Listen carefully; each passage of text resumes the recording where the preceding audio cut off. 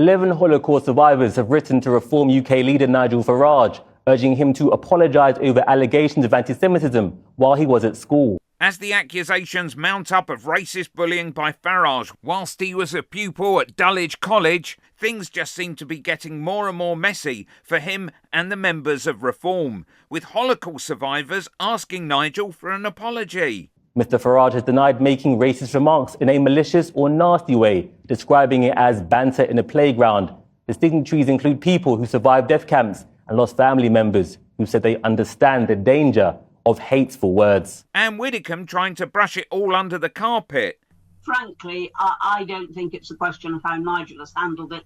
I think it's all overblown, and I think just about everybody in the country wants to move on. Yeah, move on from this car crash. What do you mean? I don't understand what you mean by not with intent. What does that mean? You wouldn't do. But what does that mean? No. No what? No. I have never directly really tried to go and hurt anybody. Meanwhile, Reform Deputy Leader Richard Tice basically calls those at the receiving end of Farage's bullying liars. This is made-up nonsense by someone who's got a politically biased motive. And then Nigel tries to draw parallels with dubious ITV and BBC light entertainment programmes. Let me say this to you. The double standards and hypocrisy of the BBC are absolutely astonishing. At the time I was alleged to have made these remarks, one of your most popular weekly shows was the Black and White Minstrels.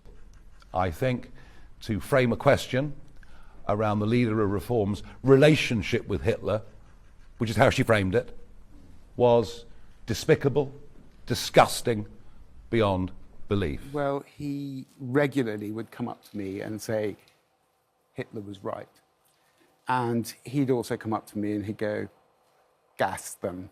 Are you Jewish? Yes, I'm Jewish. I'm Jewish, yeah. Here's another fellow pupil coming forward to confirm that they experienced racist abuse from Farage. The figure now stands at 28 people who either were racially abused by him or witnessed Nigel racially abusing others. The only reason that I came across him was because I'm a Jew. So he would reasonably often, not all the time, but reasonably often, him and his minions, and that's important, would be hanging outside Jewish prayers. So we had a Jewish service every Friday that we had to attend. And they were in the science labs, and they would hang outside the science labs, and they would be able to identify us as Jews, because we didn't have yellow stars sewn to our lapels, needless to say, right? So, and then they would say whatever they would say, and that way he'd been identified. Your sense was that he was very much the ringleader? More than the ringleader, he caused absolute chaos at that school.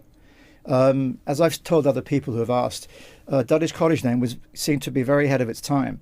There was very little racism in that school. And what age would Farage have been when all of this was happening? Well, this was happening, so he would have been 14 going on 15 when I joined. I would have been 13. So this was happening. From my point of view, as a 14-year-old, because I didn't know him before then, he was 14, and he was doing this till he was 18, till he left school. He was from a legal point of view, he was an adult, and he was still doing this at 18. Farage's response to this has been that it was a different time, that racial slurs were commonplace, that they were considered to be socially acceptable, and that this was just banter. Yeah. What would your response be to that? Well, banter is only between friends. The Archbishop of Banterbury and all that, if you're really good at it, between friends. So banter doesn't exist if you're not friends with that person. It's just vicious. Click here for some more Reform reprobates.